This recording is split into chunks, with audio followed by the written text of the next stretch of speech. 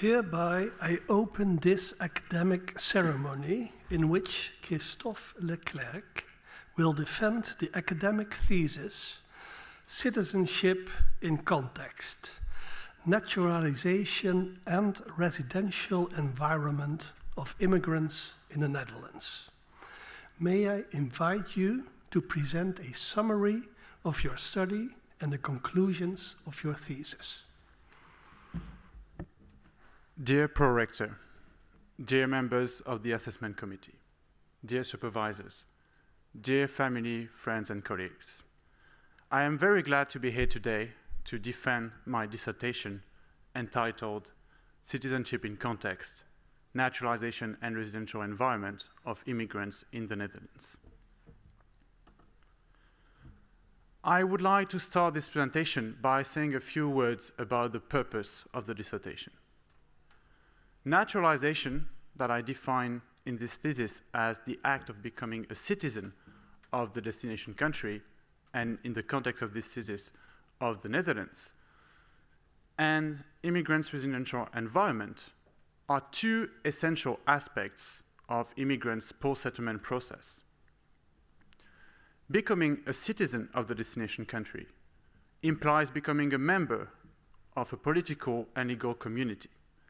And as such, it comes with a number of rights and benefits that can tremendously help immigrants' integration process. In the same vein, immigrants' residential context plays a key role in immigrants' settlement trajectory.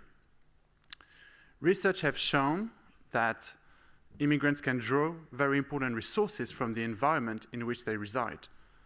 They can gather information from the people they meet every day, receive assistance from different structures located in their neighborhood, and also receive support from members of their local community. These resources can strengthen their position in the destination country. Yet, although these two concepts are essential for immigrants' life in the destination country, it is rather puzzling and intriguing that very few studies have studied how these concepts relate to one another. It is with the aim of filling in this gap that I decided to study this thesis. The research question driving this dissertation is how do the residential environment and immigrant naturalization interrelate in immigrants' post-settlement process in the Netherlands? As I said before, very few studies have studied the interrelation between naturalization and immigrants' residential context, and therefore, previous studies have failed to unite these two concepts within a single theoretical framework. In this thesis, I argue that spatial assimilation theory can be considered a useful and relevant tool to better understand how naturalization and residential environment relate to one another. Spatial assimilation theory is a theory that was developed at the beginning of the 20th century to explain immigrants' residential mobility in the destination country. It argues that upon arrival, immigrants first locate into neighborhoods that are likely to be low-income neighborhoods and highly concentrated neighborhoods before to relocate to different areas as they integrate socially, economically, and culturally in the country. In the context of this thesis, I argue that spatial assimilation theory can help us understand the relationship between naturalization and residential context in three different ways. First, using spatial assimilation theory, we can better understand how residential environment conditions immigrant citizenship acquisition process. If, as stated by the theory, immigrants living in low-income and highly concentrated areas are less likely to be integrated, then they should also be less likely to be citizens. Also, using spatial assimilation theory, we can get a better understanding of how citizenship acquisition affects immigrants' residential mobility. If naturalized migrants show a higher degree of integration, then they should be less likely to be living in low-income and highly concentrated areas. Finally, taking a spatial assimilation perspective, we can shed light on how naturalization shapes some of the effects of the neighborhood effect that we observe in the literature. If migrants living in low-income and highly concentrated areas are less likely to be integrated, as it would be assumed from a spatial assimilation perspective, then it is very important to control for spatial assimilation-related factors in order to identify the unique effects of neighborhoods. And in this context, it is therefore very important to take into consideration immigrants' citizenship status. In this thesis, I use administrative data from Statistics Netherlands. This data is structured at 3 different levels. First, I have data at the individual level, such as gender, age at arrival, job status, and very important in the context of this thesis, citizenship status. But I also have information at the household level, including the number of people living in the household, the number of children living in the household, or household income, and the citizenship status of the partner. Finally, I also have information that I measure at the neighborhood level and that are based on the whole population living in a certain area. And I measure neighborhoods at the buurt level. The buurt is the second smallest unit of measurement in Dutch administrative data. It is slightly larger than the street level, which would be the zip code, but also smaller than the municipal level, which will be the remente. I argue in this thesis that the buurt is an appropriate level of measurement to capture social processes that take place around immigrants' close environment. Using administrative data, I'm also able to take a longitudinal approach, which in practice means that I can follow individuals over time from the moment they move to the Netherlands and register in the Netherlands until 2016, which is my latest tracking point in time. The findings of this thesis are also scattered around 4 empirical chapters, and each chapter is a different article, and therefore this dissertation is article-based. The findings of this thesis show that naturalization and immigrants' residential context relate to each other in different ways. First, in chapter 2, I show that living in a concentrated neighborhood is significantly associated with immigrants' propensity to naturalize. And more specifically, I show that immigrants living in neighborhoods that have a high proportion of other migrants are less likely to become citizens. This corroborates what has been labeled in the literature as the migrant enclosure argument, and can be explained according to this theory that by the fact that migrants living in such areas are less likely to come in contact with natives, and therefore less likely to integrate and less likely to become citizens. On the other hand, in the same chapter, I also find that immigrants living in neighborhoods with a high proportion of naturalized migrants are more likely to be citizens.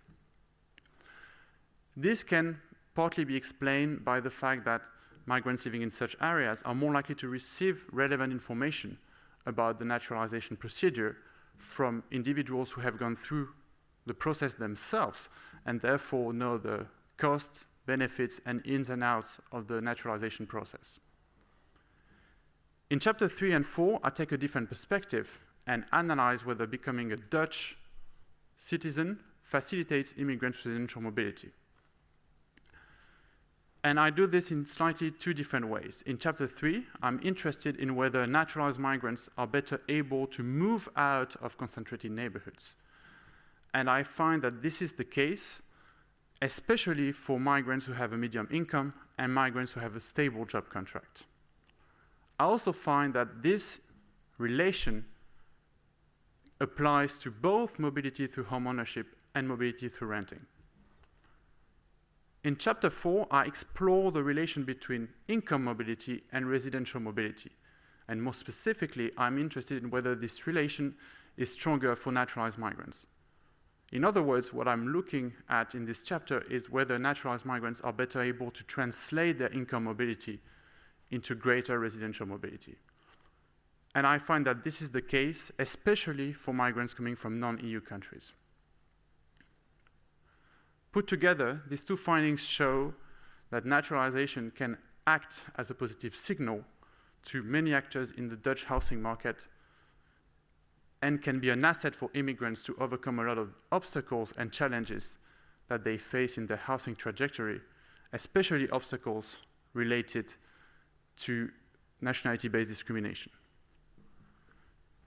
In chapter 5, I look at this question from a different angle and look at the relationship between living in a deprived area and immigrants' health that I measure with mortality. And I'm also interested in this chapter in whether this relation may depend on spatial assimilation-related factors that I measure with household income and citizenship status. And I find in this chapter that immigrants living in deprived areas are more likely to pass away within the observation period, however, that this relation disappears after I control for household income. What is interesting to note in this chapter is that, however, this relation is not affected by immigrant citizenship status, which goes against my expectation. This can be explained by the fact that the Dutch welfare state is more protective towards migrants than in other countries such as the US, where most of the previous literature is based on, and therefore, in this context, migrants may not need to become citizens to overcome the health challenges that they face in living in such areas. Put together, these findings show that naturalization and immigrants' residential context relate to each other in many ways, and that it is important to study both and take into consideration both in order to get a better understanding of the effect of citizenship and the effect of neighborhoods for migrants. This research contributes to both fields of citizenship studies and the field of neighborhood studies in two different ways. First, from a theoretical perspective, as I said before, it's a first attempt to create a theoretical model that unites both concepts. But also from a methodological perspective, I'm able to overcome a lot of challenges that were identified in the literature. First, I can zoom into immigrants, using registered data, I can zoom into immigrants' closed environment and use fine-grained measures of neighborhoods. But also using such data, I'm also able to follow people over time and use longitudinal models that can take me one step closer to causality. This thesis also has societal relevance. It shows first the importance of neighborhoods' characteristics for immigrants' integration and is therefore of interest to anyone working in the field of urban planning. But also, it shows that citizenship acquisition is an important element of immigrant settlement process. And at a time where countries tend to adopt more restrictive measures towards citizenship acquisition, I think it is important to reflect on these findings, as these findings show that making the road to citizenship harder may slow down immigrants' integration process.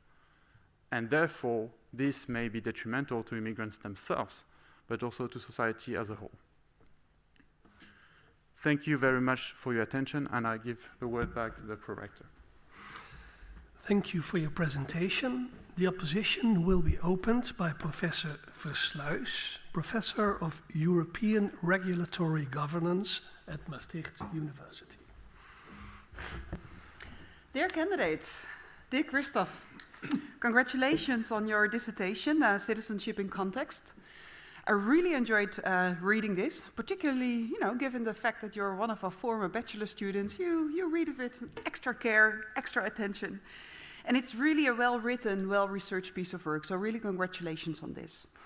Often, article-based dissertations are less coherent and consistent compared to monographs, but this certainly is not the case here. And I would particularly like to congratulate you on how you really managed to bring these 4 articles together. And together they really read as a clear and consistent contribution to answering this overarching research question that you posed. Also, your presentation was very clear on this now. The only downside of such an article-based approach is that there is less space for theoretical reflection. Also, the conclusion is more focused on reflecting on how the new empirical insights relate to other theory, rather than how it contributes to this.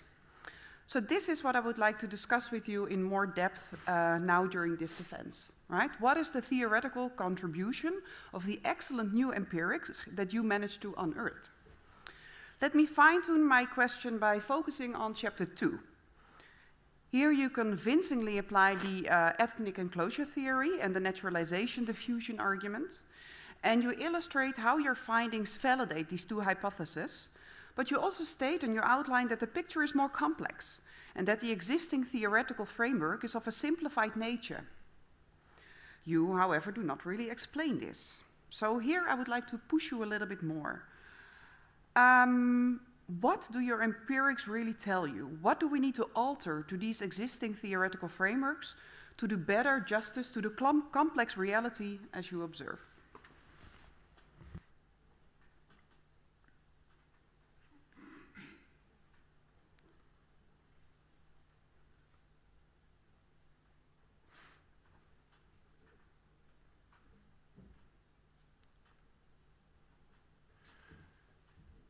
Dear highly esteemed opponent, thank you very much for your kind words and for your very relevant question.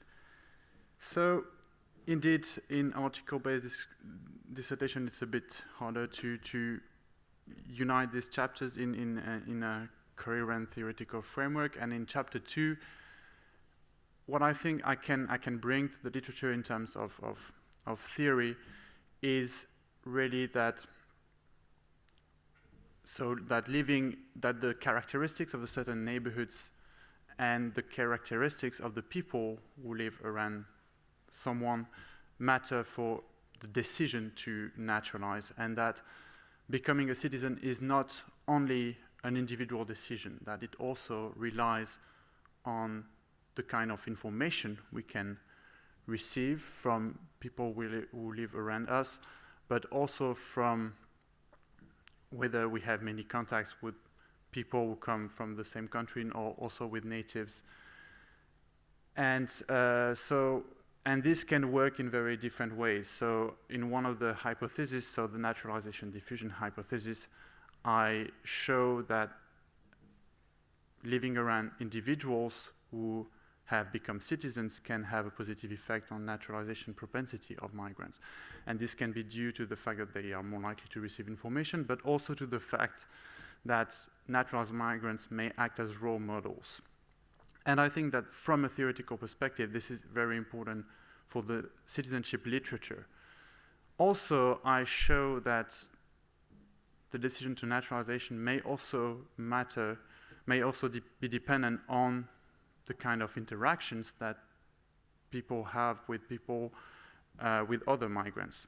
And here I try to go further than what previous studies have done by looking at these two indices of connationals and people coming from the same age category, where I really try to proxy social networks. And from a theoretical perspective, I think it showed that social networks matter for the decision to naturalize. And I think these two aspects are essential for, from a theoretical perspective, because they show that migrants do not only take a decision to naturalize on their own, but also are dependent on the context in which they live. And this is a complex relationship, and there are things that I cannot really test, and I think I would invite here more studies to look at this, also from a qualitative perspective, because I think from a qualitative perspective, we would be more able to really understand the mechanisms at play, also with the naturalization diffusion hypothesis, for instance, but also the ethnic enclosure hypothesis. So maybe if I can follow up on that. So if you were now to advise researchers following up on what we learned from your empirics, what would you, and really from a theoretical angle, what would you invite them to focus on and how? So yeah, thank you. So building on what I just said, I think having a more qualitative perspective would be very beneficial here, and try to understand how, so for instance, going back to the naturalization diffusion argument, how, for instance, people receive this information about citizenship, and how living in an environment with a lot of migrants may affect immigrants' likelihood to be in contact with Dutch or with other migrants. So this would really allow us to zoom into those mechanisms. I think this can be done with qualitative studies, but not only. I think using also survey measures with more subjective information, such as language acquisition, desire to stay, and this kind of information can also help us to better understand this. And unfortunately, this is something that I did not have in using register data. Many thanks. I'm just very happy to hear that you quantitative scholars still need us qualitative scholars.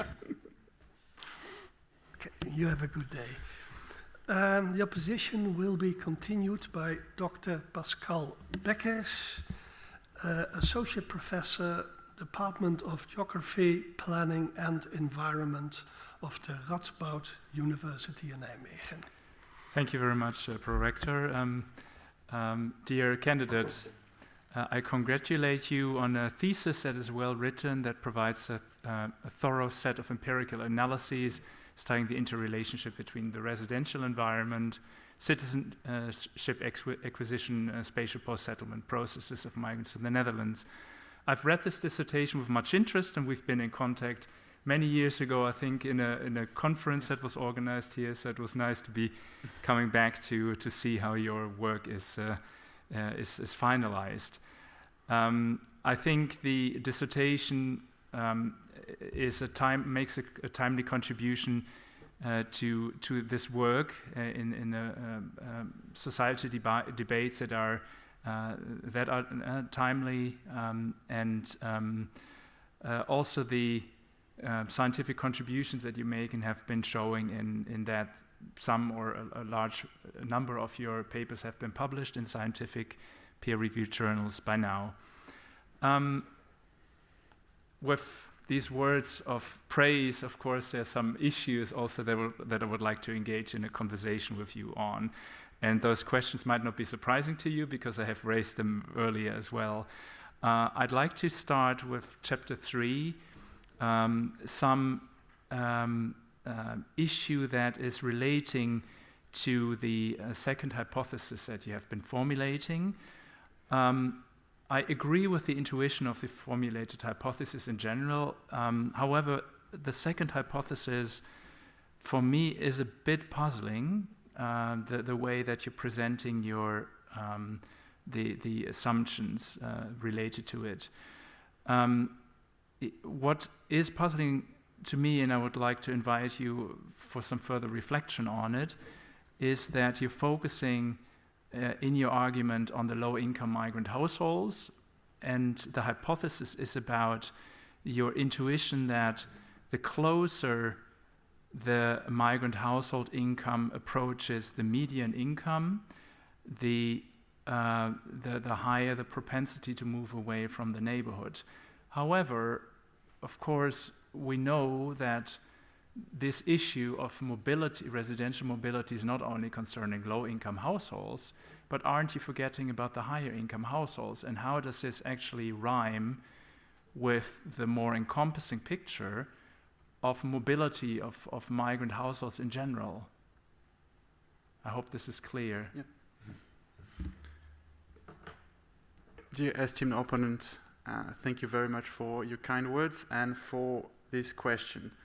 So indeed, in chapter 3, I look at whether naturalization can facilitate immigrants' mobility outside of neighborhoods that have a high proportion of migrants. And I try to make a distinction based on their income, on income categories. And here my logic is the following, that actually what I'm interested in is for which income categories will naturalization matter the most. And the logic was that for low-income migrants, naturalization may not matter because these migrants will have a very hard time to move out because they will be excluded based on their economic status. So here, even if they are citizens, they may be excluded on economic reasons.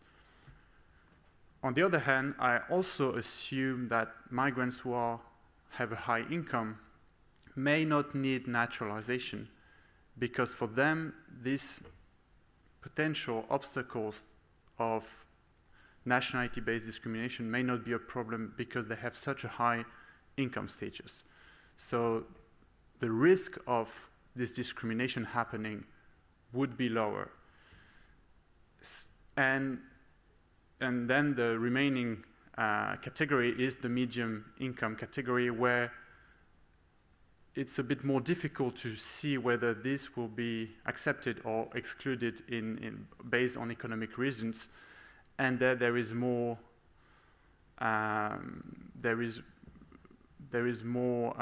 question on whether this will be able to move out or not. And I think for this, we'll have a medium income status. Naturalization may play a role, because if naturalization does act as a positive signal, so a signal of intention to stay, but also a signal of good integration, for this category, this may be very useful to become a Dutch citizen, because this is for this category that there will be a lot of questions asked during the process of either renting in a better neighborhoods, but also of becoming a homeowner. So this was the logic behind it. Yeah, thank you for clarifying this further. If I may, a related question also on chapter 3, since I'm digging into the kind of technical operational issues that you've taken on. The other issue related to this this chapter was related to the 20% threshold that you're using to operationalize migrant-concentrated neighborhoods. Now, I can see that this is not a spatial planning-related dissertation, so I will not ask tricky questions about neighborhood morphology and how that is framing your mobility patterns. However, perhaps you could explain a bit more about the implications of applying this 20% threshold for these neighborhoods, as as far as I understand, you're taking all neighborhoods that have 100 plus residents. So, but are you then in practice just performing an urban study, looking at larger cities, and if so, what is the intuition of these neighborhoods that you're looking into? And you know, what is this migrant concentrated neighborhood that migrants are moving out from? So could you give us a bit more insights as to, you know, what kind of neighborhoods we're talking about?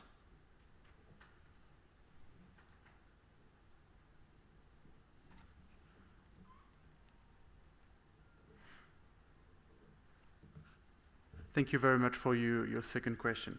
So, so I will start by saying a few words about the logic behind this threshold. So the logic was, so there was two reasons for choosing this 20% threshold. The first logic was that it was slightly above the average number of first-generation migrants and their descendants living in the Netherlands. And it is also a threshold that has been used in the literature. So there are some, there are some variation, 20, 25, it depends on some of the studies and also on the national context, but it is something that has been used in the past.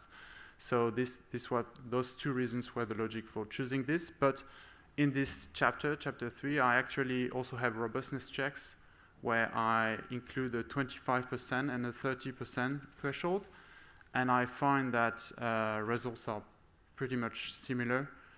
Slightly different, but statistically significant, and in the same range. So I use those robustness checks to be sure that this 20% threshold made sense empirically. To go back to your second point on what I measure exactly, so those neighborhoods are likely to be urban areas. However, I do control for rate of urbanization in my models. So there are some things mechanisms that may be related to the fact that migrants live in urban areas, but I think this is partly controlled by the variables that I use at the neighborhood level in my models, but those are mainly urban areas. But I do not make the distinction between different cities, or I do not zoom into different cities, because it was not the aim of the study. Mm-hmm. But it would be interesting for sure in future studies to do so. Yeah, I think I will not continue along this path. The robustness, I think, is a central concern. I see that indeed you have done the robustness checks in there. I was just curious to explore this interurban variation a bit more, but yeah, perhaps in some future work we can zoom in on that as well. Thank you. The opposition will be continued by Professor Mulder, Professor of Demography van de Rijksuniversiteit Groningen. Thank you, Mr. Prorector. Dear candidate, congratulations from my side as well on finishing this very nice thesis, and I read it with great pleasure. And as you know, I think residential choice and residential behavior is a fascinating topic. But to combine that with issues of citizenship and naturalization is also fascinating, and I was really happy to read this thesis. Now, of course, I'm here to question you on several aspects of your thesis. So what I would like to discuss with you is the issue of causality from naturalization or citizenship to mobility. So you write about effects of naturalization or citizenship on mobility, for example, out of concentrated neighborhoods, and also in your presentation you used the term effect. So it looks like you see naturalization as an independent cause of the mobility. But I wonder whether that is really justified, and let me explain why.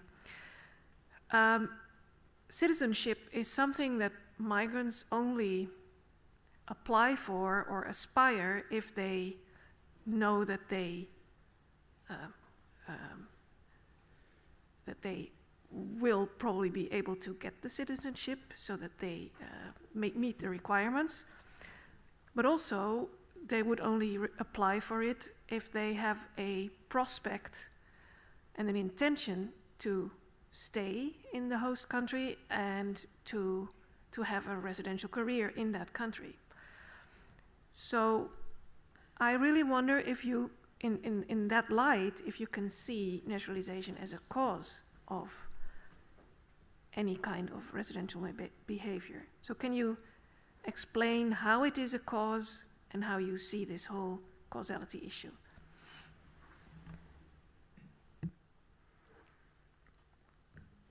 Dear highly esteemed opponent, thank you for your kind words and for this very relevant question that if I understand it correctly, relates mostly to chapter 3 and 4. So the argument that I'm making in those two chapters is that naturalization can facilitate immigrants' residential mobility because it can act as a positive signal to different actors in the housing market sectors, and therefore it can help them overcome issues mainly related to citizenship-based discrimination. So I argue that there is indeed an independent effect of influence of citizenship. So you're right to say that immigrants who initiate the procedure have an intention to stay and also may show a different degree of socio-economic integration than migrants who decide who do not want to stay. And from a methodological perspective, I control for this in different ways. For instance, in chapter 3, I use a time-invariant measure of citizenship acquisition that captures a lot of unobserved characteristics that may be attached to citizenship acquisition. But I also think that naturalization is a long process, and that a lot of characteristics and skills that naturalized migrants have are already developed before such as language skills or intention to stay, as you said. So if we actually observe that something happens after naturalization, I think there is something else in this story. And from a theoretical perspective, I argue that this has to do with this signaling, this positive signaling mechanism. I also see that naturalization can, once migrants naturalize, naturalization provides some security because they are allowed to stay permanently, and therefore they may be more willing to move to certain areas. And that may play a part of this effect, but I think if that was the only story, then we would mainly see this with home ownership, for instance. And the fact that we also see it for renting, for me, is also a signal that there may be some independent effect of naturalization going on in this. So, of course, different designs could really shed light on how this works, and I think I really invite future studies to use naturalization in their experimental designs, because discrimination is usually measured with experimental studies. And citizenship is something that is very rarely included in those studies. So I would invite these studies to use naturalization as an additional indicator. But I think it can be argued that there is an independent effect of naturalization that happens after someone becomes Dutch citizen. Yeah, I can totally see the point that there might indeed be such a signaling effect. But I still wonder whether you think you have really pointed out the signaling effect apart from any anticipation effects or effects of having the intention to stay longer. So I see indeed that signaling could be an important mechanism, but I'm still a bit in doubt whether you have really proven, in as far you can prove anything using statistics, but if you have come close to proving that this mechanism really works, or that you're mainly just suggesting that this is probably working. So yeah, thank you. So this is for sure a limitation of those two studies, and because I use corollaries of likelihood of being discriminated, rather than measuring discrimination itself in these papers, and this is for sure a limitation. And you're right to say that in terms of causal mechanisms, we need to be very careful here.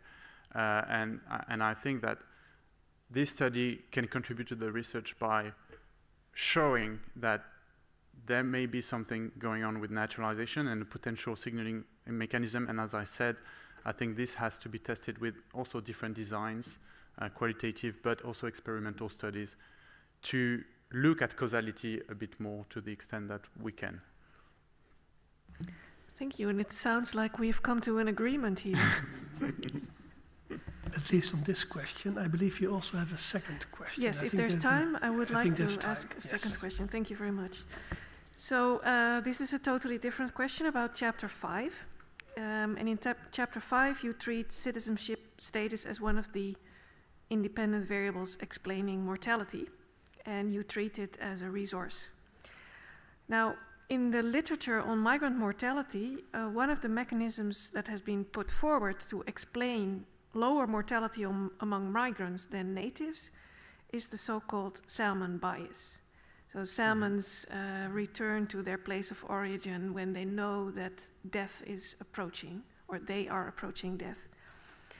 So I was wondering, could the citizenship effect that you find in any way be related to the salmon bias effect? And if so, in which way?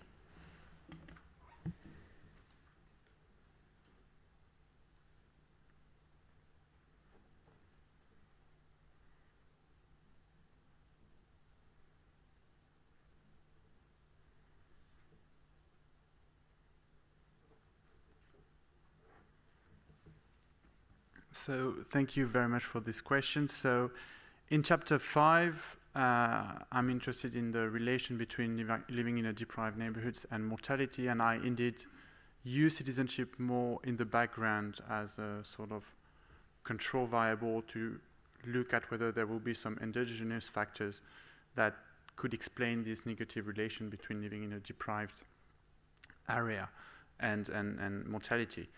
And so two things that I find here is that first, adding citizenship does not really change the potential effect of living in a deprived area, so therefore my hypothesis in that sense wasn't fully confirmed. But also I find that citizenship acquisition has a negative effect on the risk of someone passing away during the observation period.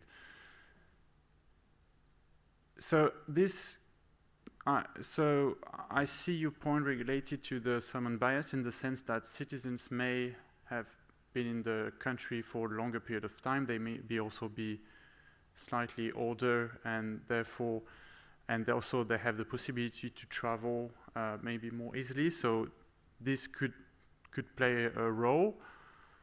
However, we also see that citizens are not necessarily the oldest migrants in the migrant population.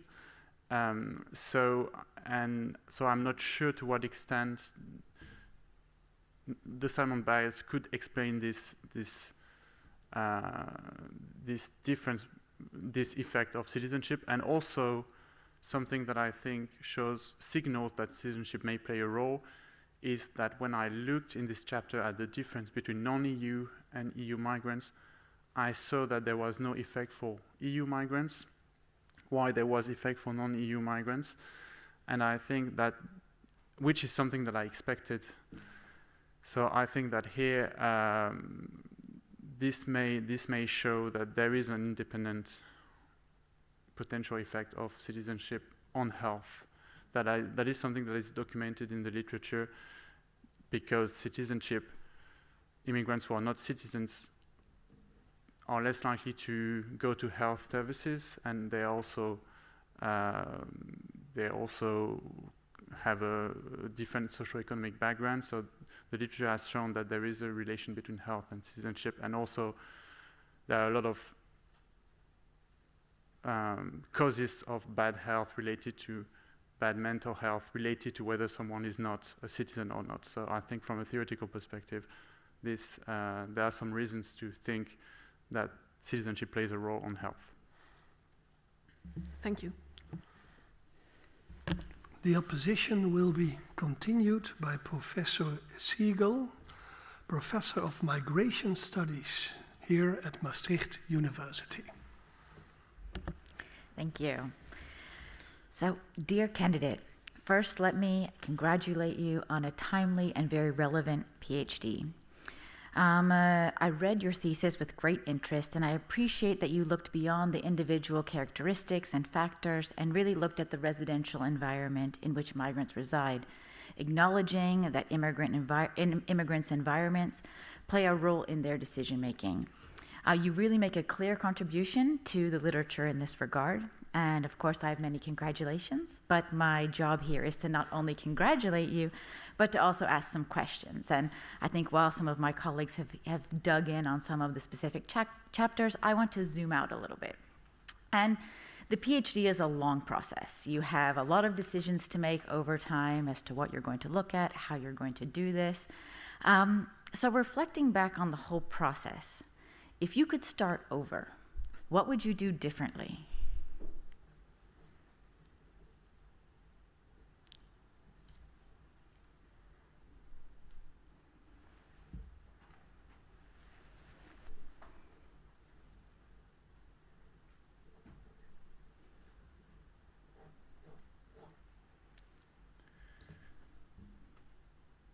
Dear highly esteemed opponent, thank you for your kind words and for this very self-reflecting question. So I'm not sure what I would do differently, but I would have liked to include a couple of elements that are not included in the thesis and for which I either did not have the time, but also because of decisions, because I decided to focus on other things, I did not focus on them.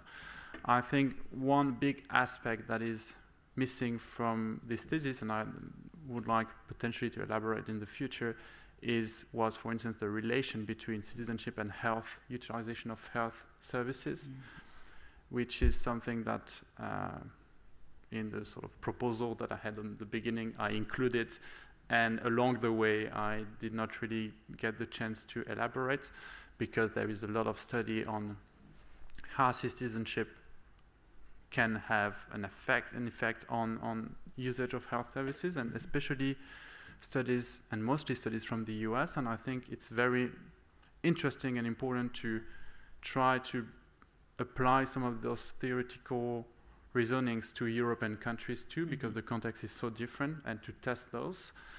So this is for sure something that I could have elaborated more on. And also another aspect would be to try to include more survey measures, because there are survey measures with CBS that we can associate with administrative data to have a more complete outlook of the situation. And this is something that I didn't do much, because I think it was more a time issue here. It requires a lot of work, and by focusing on those 4 chapters, that I did not have the time, but I think it would bring a different perspective, and it is something that is doable with administrative data. So I did it a bit in chapter 2, but it would be good to do it for all chapters also, to zoom into some other characteristics that I do not have with administrative data, and more subjective measures of different kinds. So those will be the 2 points, I think. That's it's not like I regret, but I think it would have been nice to include them. Thank you.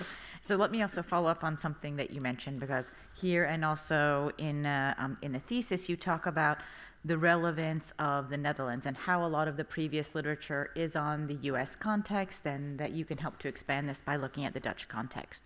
So I'm wondering then what we can specifically learn from the Netherlands, and in how far are the results for the Netherlands perhaps comparable to other countries or not, or are there specific things about the Netherlands that makes it maybe difficult to compare to other countries? And if it's helpful for other countries, maybe what types of other countries would what we learned for the Netherlands be useful for?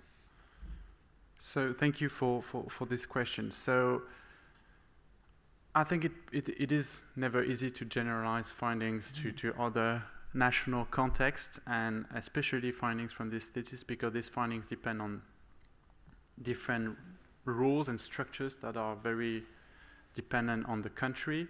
So for instance, rules related to naturalization that are different in many countries, but also rules related to the housing market.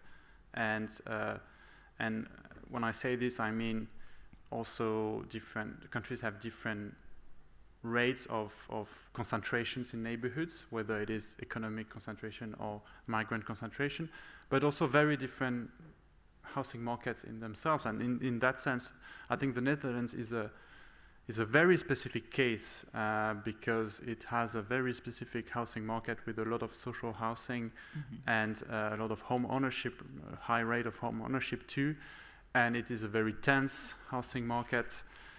And and this makes the generalization of these findings very difficult. So I'm not an expert in housing markets in all European countries, but I think in order to generalize, we will need to focus, I think, on those 2 points, so naturalization rules and rules related to the housing market, to try to find countries where those may not match entirely, but may be somewhat in line with what we find in the Netherlands. And of course, this doesn't mean that the findings that I find in the Netherlands do not take place somewhere else, but just that it is hard to measure or say to what extent they do. And I think the theoretical mechanisms may happen in different countries, but so they may be applied to different contexts, but we would need to first find countries that are somewhat in line on those 2 points that I mentioned than the Netherlands. Yeah. So can I follow up? quickly? A brief question and a brief answer. Okay, so since we've established that the Netherlands is quite specific, assuming you were given a seat at the policymaking table, then what types of policies, and if you can be very specific here, I would like to know if you were a policymaker, you could advise policymakers, what policies should be different? So in terms of policy making, I think there are 2 points that we can really take from this dissertation. The first one relates to citizenship acquisition and rules towards naturalization. I think my thesis shows that becoming a citizen can help the naturalization process. So it's not the cherry on the integration cake, so to say, but it's rather an important step in the integration process, and therefore it is important to not make the road to naturalization more difficult and more restrictive, not to have more restrictive criteria, which actually goes against what is going on at the moment in many countries. And the second thing that I think would be relevant for policy making will be related to discrimination and discrimination based on nationality, which is something that is not much discussed, I think. So there are a lot of public discussion about different kinds of discrimination, which is very good, but I think this shows that discrimination on the basis of nationality, although it should not happen, still seems to happen. So in terms of policy making, I think this is also a relevant aspect of my study. Thank you. Very much. The opposition will be continued by Dr. Dito, Assistant Professor of Globalization and Development Studies at Maastricht University. Congratulations, dear Christophe, for this insightful thesis and your clear and interesting presentation. Besides the theoretical contributions of your thesis, I think that the social significance of your research is immense because it, as Professor Melissa said, it puts the attention away from the individual characteristics of immigrants to the centrality of neighborhoods, immigrants' social environments for their social and economic integration. Having said that, I have 2 questions for you if we have time, but I'll start with the first question that's based on Chapter 5. So in Chapter 5, on page 1 to 3, you say the type of neighborhoods in which immigrants live conditions the type of social interactions immigrants have on a daily basis. So would you not say such statements play into the narrative that immigrants are the drivers of their social and economic integration, because we mostly study about their integration based on migrant-centric data, but not based on data on the native population. And I would also like to hear your reflection on whether and how naturalization breaks down existing social structures in host societies. Thank you.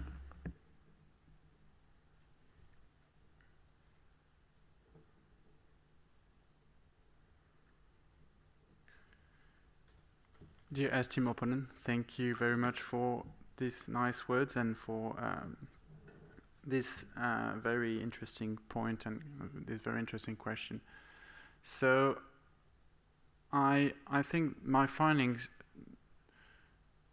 I'm not sure whether my findings show that immigrants are the drivers of their own integration. I think they show mainly that immigrants are not isolated actors and that they are dependent on not only the people, but also the structures around them. And these structures are not necessarily, they are, for instance, the people living, but also different structures that can help them throughout the process of naturalization, but also throughout the process of economic integration, for instance, also to find a job, to learn the language. So I do not really see these findings with that perspective. I think they show more that living in a certain environment has an effect on our life, and not only for immigrants but for everyone, because the structure of the neighborhoods has has an influence on the people we meet, on the kind of activities we do, on the places we go on a daily basis. And I think this can affect who we are and the decision that we take. And this may relate in different ways to immigrants integration. And related to your second point, whether citizenship may break down some of the... can you perhaps repeat the... So my question was, immigrants, when they migrate to a certain hosting society, they face social structures that are already in place, right? So I was wondering how naturalization would break down these existing social structures, or in other words, how immigrants can easily integrate into these existing social structures, which can sometimes be difficult to penetrate. I mean, that could be the case in a context like the Netherlands, for example. Yes, so thank you. So, yeah, so I think it can facilitate this process. I don't think naturalization will in itself just allow migrants to break down these social structures, but I think it can facilitate. And as I show in my thesis, it can facilitate, for instance, in the housing market. And by reducing potentially some of the obstacles that migrants face when dealing with different actors in the home ownership sector, but also in the renting sector. But there is also studies that have shown that it may facilitate, that it may have a positive signal among employers, and it can facilitate integration in the job market. So that also can play a role in facilitating the breakdown of these different structures. But I don't think in itself it's not a magical recipe, but it is something that can facilitate this. Could you keep your second question maybe very brief? Yeah. So my second question is related to the housing market, and you referred to the term nationality-based discrimination. And I was wondering whether is it really nationality-based discrimination that immigrants face in hosting societies like the Netherlands, or is it something else based on the literature that you have been reading and your findings? Thank you. So, thank you. So there may be indeed different types of discrimination happening in the housing market, and it's not easy to disentangle them. But I think in terms of naturalization, if we observe a positive effect of naturalization, I think it would then mainly about nationality-based discrimination. I don't think that naturalization may affect what is labeled in the literature as taste-based discrimination, so discrimination based on ethnicity, religion, skin color. I don't think here naturalization may play a role. And so I think when we observe a positive effect of naturalization, it is mainly about discrimination based on nationality.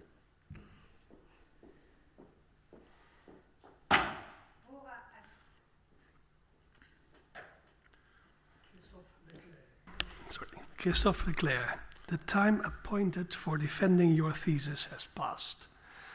The degree committee will now withdraw to discuss the quality of your thesis and your defense. I requested you and your company await the results of our deliberations and our return in this room.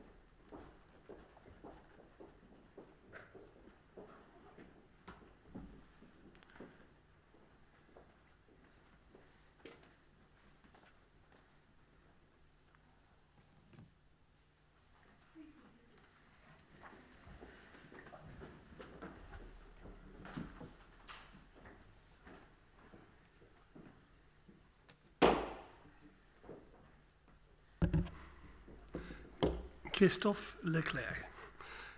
The degree committee here present has assessed the quality of your thesis and your defense. In view of its positive verdict and taking into account your previous qualifications, the degree committee has decided to grant you the degree of doctor. Professor Smeets is authorized to confer upon you this academic distinction.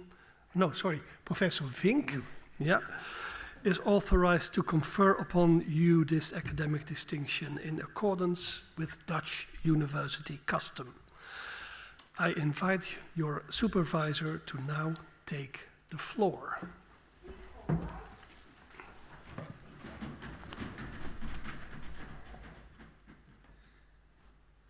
Dear Christophe, do you promise to work in accordance with the principles of scientific integrity at all times, to be careful and honest, transparent, independent and responsible? Yes, I promise.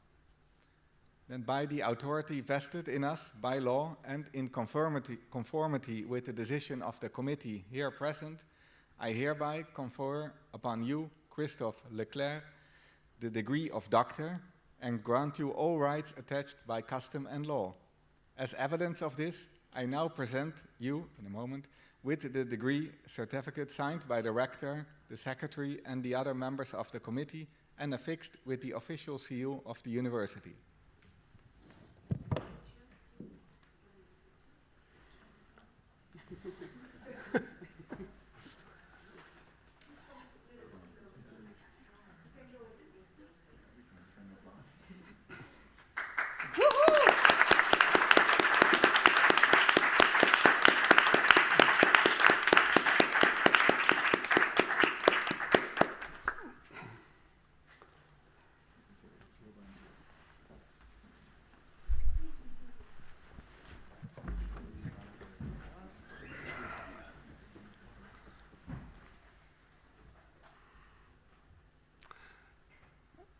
Professor Smeets will now give the laudatio.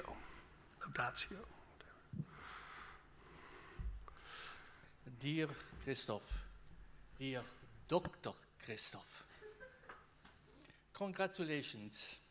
Congratulations not only with this big achievement, but also with your very clear presentation and your research, and the way you addressed the questions during this defense. Well done, Christophe. You demonstrated why Martin and I were right to select you for this position almost 5 years ago. Having produced and today defended such a splendid piece of academic scholarship. You started in 2017, in August. What a long time ago it seems. We had COVID, we had everything in between. Together with Marie Laboussière, who defended her PhD a few months ago, in one day that time, we had 2 fresh PhD students from France on board on Martin Wink's European Research Council program on naturalization. But I got to know you many years before already, before you applied for the PhD position. You were one of the students of the Research Master European Studies. And you were one of the students in my course, Survey Data Methodology. A small group who had opted for the quantitative track. So you were not so in for historical digging into archives or discourse analysis based on 1, 2, 3 cases. No, you were convinced of the merits of the quantitative research, Christophe. But after that, it became even more evident in your choices during the second year of the research master, you approached me whether there would be a sort of internship at the Statistical Office, Statistics Netherlands, CBS. And you already had a fascinating idea to link social capital with voting turnout. So, and you did that, and also what you wanted to do would perfectly fit into the CBS program on producing new statistics, statline tables, on trust in all these European countries. You did a splendid job. And on top of that, you also produced papers. And you were invited to go to Finland. And they covered all your expenses, the flight, the hotel cost, all what you told me, all these fascinating dinners and everything. And yeah, they invited you to do that. And you did, and later on you went to another conference in the Leiden, the Politicologen Etmaal, and I saw him presenting in a very good, convincing manner, also presenting and answering all these questions.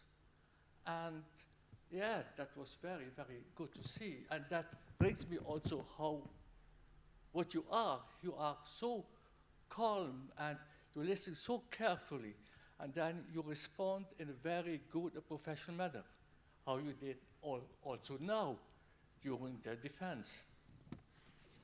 Let me see what I can add more.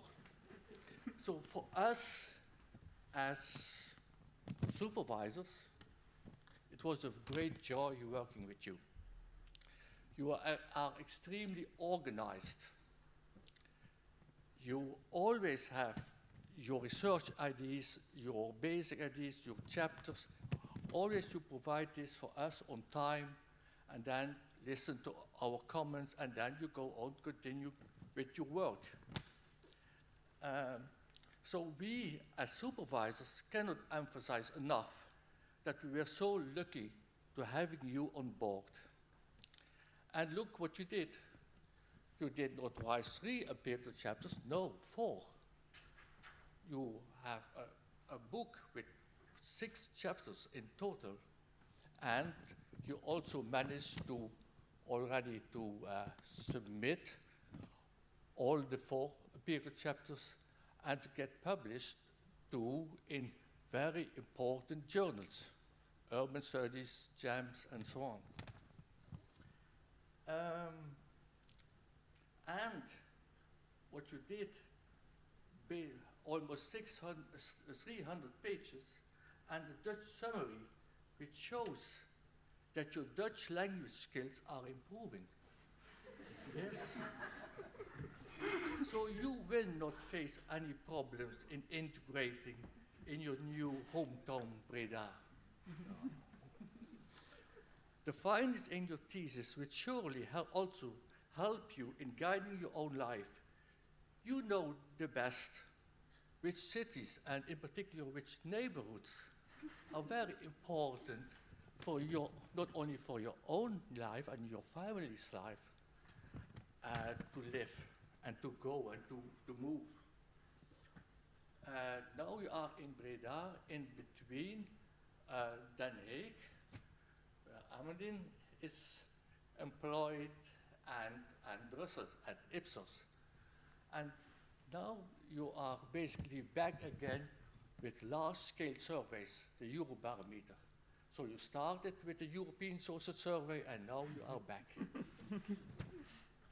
Well, Christophe, let me finalize, also on behalf of Martin, by congratulating you with this thesis.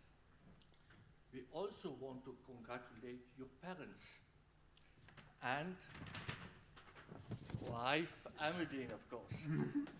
Without the support of your family, writing a thesis is often a bridge too far. And yes, it's not only very true what you wrote in the last proposition of your dissertation. Yes, there is now a doctor on that plane. but also that we are very grateful that we have this Dr. Christophe among us all. Thank you. Thank you.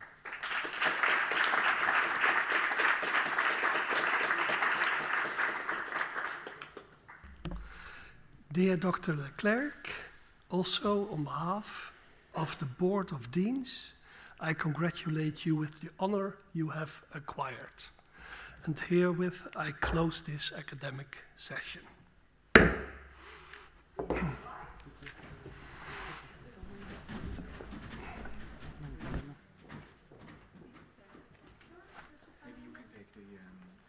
thing from Christophe and better to close it so that it doesn't get too dirty. Yeah.